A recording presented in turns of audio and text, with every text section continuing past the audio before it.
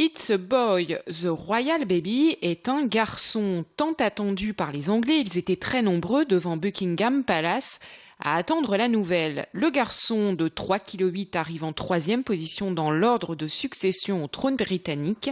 Et cette nouvelle réjouit nos Anglais nordistes comme Nick, prof d'anglais à Lille. Je suis ravi, je suis content pour le couple, bien sûr. Ça assure la pérennité, encore une fois, de la famille royale. C'est un peu l'aboutissement du conte féerique qui était le mariage de William et de Kate. Je pense que on est sur une sorte de vague royaliste aussi avec le jubilé de la reine qu'on a célébré l'année dernière. Troisièmement, il y a donc cette fort attachement à la famille royale pour sa stabilité, pour son sens de devoir, et on vit ça curieusement comme une sorte de récompense quelque part, je pense. Et vive le futur roi. La tentation est forte, il fait chaud et certains ne résistent pas à l'envie de piquer une tête.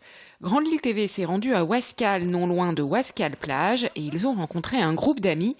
Pour Jessie, il n'y a pas de danger. On vient ici pour passer du temps avec les copains, les amis, tout le monde, parce qu'on habite le coin et on vient s'amuser tous les jours souvent. Il y a les pompiers de Paris et les pompiers de Wascal qui viennent faire leur truc de secourisme ici.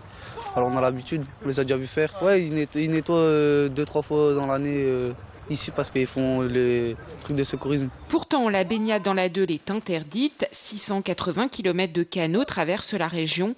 Les agents des voies navigables de France contrôlent, mais ne peuvent pas être partout. On envoie par exemple notre communiqué de presse à l'ensemble des communes mouillées, donc aux mairies, qui, nous l'espérons, relaient l'information auprès notamment des jeunes.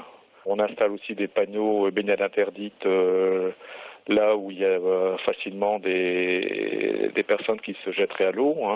Mais on ne peut pas non plus être derrière à tous les endroits où il y a des personnes qui se rafraîchissent au bord de l'eau. Pourtant, le danger est là. Hydrocution, heurte avec un bateau ou maladie. Le premier des dangers, c'est l'hydrocution.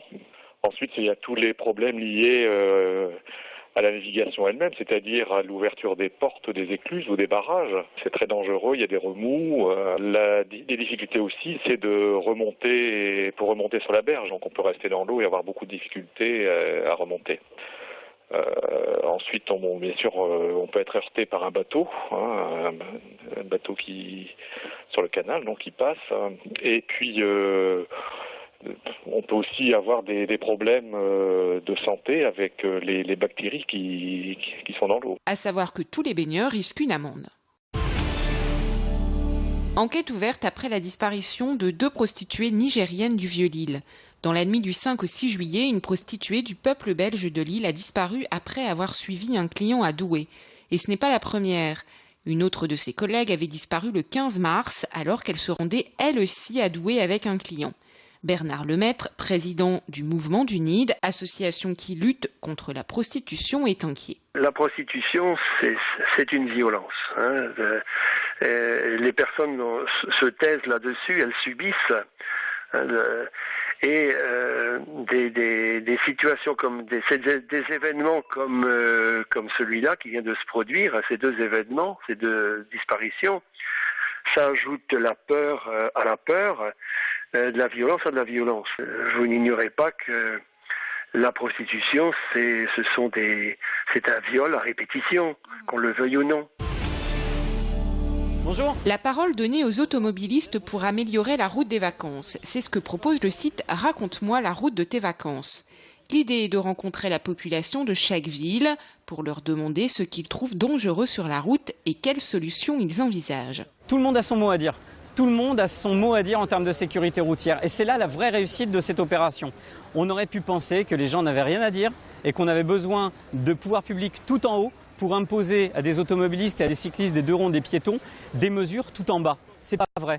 En interrogeant la base, on a les meilleures idées. Le parcours, celui du Tour de France, départ Porto Vecchio, arrivée Calais. Pierre Chasseret part donc à la rencontre des vacanciers, caméra et micro à la main, car pour Pierre, chacun peut apporter une solution. Il y a une chose qui est sûre, c'est que En France, on est parti de Porto Vecchio, on a suivi tout le Tour de France, on ne voulait pas finir par Paris, donc on terminera par Lille et puis Calais demain. Mais une chose est sûre, c'est que à chaque région, sa problématique de sécurité routière. Et dans chaque région, à chaque commune, à chaque ville, sa problématique de sécurité routière. C'est pour ça qu'on ne peut pas faire de la sécurité routière avec des formules arithmétiques. Il faut du pragmatisme. Il faut aller voir sur place, entendre les gens, parce que la vraie réponse, elle est toujours locale. Un compte-rendu sera ensuite donné en septembre au pouvoir public. Par ailleurs, le site internet Raconte-moi la route de tes vacances vous permet de faire des propositions en ligne. Et c'est la fin de cette édition. Merci à toutes et à tous de l'avoir suivi, d'être toujours aussi nombreux à nous être fidèles sur Grande Lille TV. Restez avec nous dans un instant, l'information continue.